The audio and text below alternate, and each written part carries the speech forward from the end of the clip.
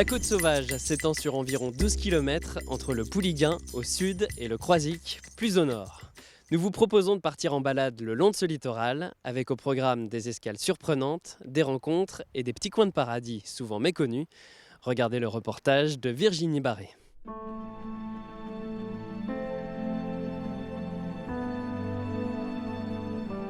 Une côte pittoresque, une végétation abondante et des vagues qui viennent se jeter avec force sur les rochers. La Côte Sauvage porte bien son nom, sauvage et secrète. Pour partir à la découverte de ce littoral mystérieux, il suffit de longer la côte du Pouliguen au Croisic. Vous observerez alors au détour d'une falaise ou d'une crique l'œuvre de l'océan, des creux sculptés dans la roche. Pas moins de 23 grottes granitiques se succèdent le long de la côte, dont la plus célèbre, la grotte des Corrigans, dans la baie du Scal. La légende raconte qu'il y a très longtemps, de petits êtres noirs et vifs régnaient en maître sur les lieux et faisaient disparaître quiconque osait pénétrer le domaine par un conduit souterrain rejoignant Guérande.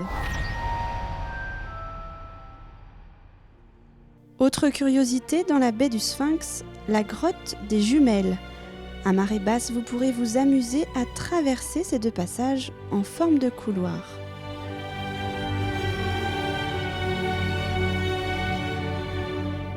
Au gré des vents et des marées, la Côte Sauvage change de visage, mais la magie reste la même.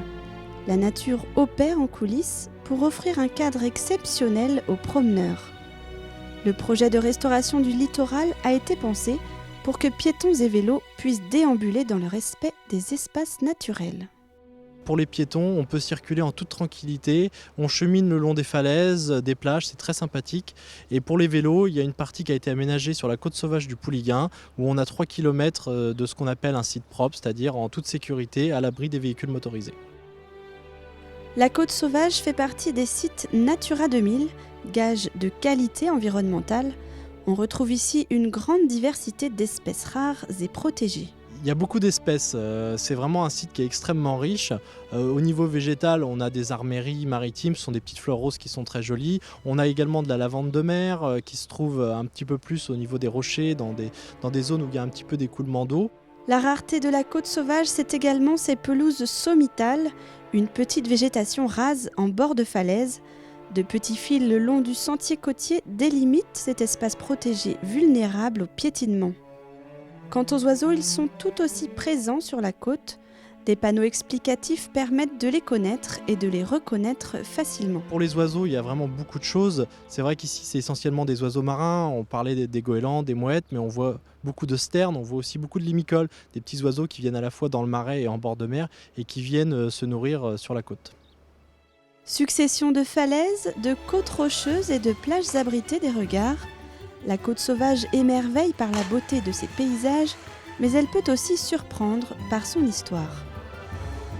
C'est assez surprenant, on peut au détour d'un rocher tomber sur cet énorme bunker qui est là derrière moi. Ce bunker va être construit par les Allemands pendant l'occupation. C'est un morceau du mur de l'Atlantique et ce morceau du mur de l'Atlantique, il n'est pas là par hasard, il est sur cette côte sauvage ici à ce point précis, à la Dillane, parce que nous sommes sur l'un des points les plus hauts de toute la côte. 15 mètres au-dessus de la mer. Et les Allemands vont y implanter ce grand poste d'observation et de surveillance maritime qui devra surveiller tout le périmètre maritime et si des navires alliés s'approchent, donner l'alerte, donner leurs coordonnées de tir et prévenir les canons qui sont eux cachés plus loin dans les terres. Ce grand blocos surprenant sert de support à l'histoire locale puisque la poche de Saint-Nazaire est le dernier point de France à avoir été libéré à la fin de la Seconde Guerre mondiale. Dans cet énorme blocos composé de 15 pièces, on retrouve de nombreux mannequins, objets et anecdotes pour retracer cette histoire étonnante. On découvre les étages, les pièces avec des scènes, avec des mannequins qui vont vous illustrer la vie de l'époque. Alors les scènes majeures comme par exemple l'attaque des commandos anglais sur le port de Saint-Nazaire, l'opération Chariot, une opération très courageuse de la part des Anglais. On va aussi avoir la scène de la reddition, au moment où les Allemands signent la fin de la guerre ici dans le secteur, ça sera vraiment une scène majeure. Et puis des petits objets, une salle vidéo aussi avec un petit film de 15 minutes qui permet de retracer cette poche.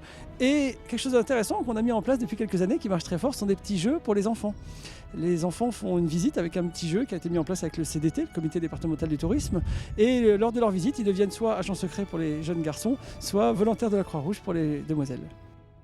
À Bas-sur-Mer, un autre site vaut le coup d'œil, c'est la Tour Saint-Guénolé, une magnifique église surplombant la presqu'île.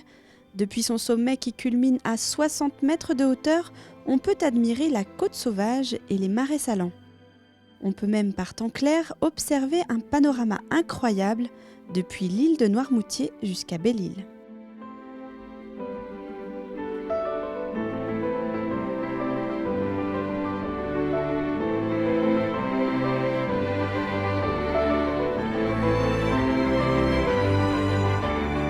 On continue notre balade sur la côte sauvage, nous sommes maintenant entre Bas-sur-Mer et le Croisic, devant un rocher qui ressemble à s'y méprendre à un ours. C'est d'ailleurs le nom de ce rocher, une des curiosités de la côte, sculptée par la nature. Mais au Croisic, il n'y a pas que des ours, il y a aussi des animaux marins. Pour les observer, rendez-vous à l'Océarium.